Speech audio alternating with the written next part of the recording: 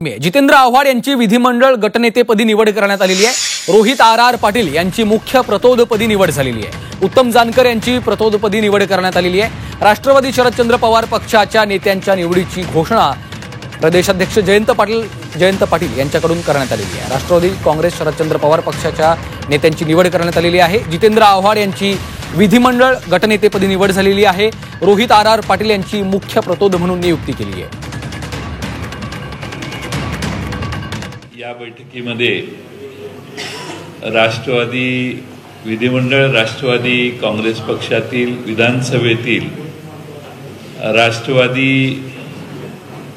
शरदचंद्र पवार पक्षाचे गटनेते म्हणून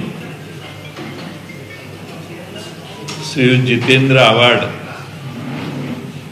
यांना गटनेते म्हणून निवडण्यात आलं। त्याचबरोबर राष्ट्रवादी विधानसभेतील राष्ट्रवादी शरदचंद्र पवार पक्षाचे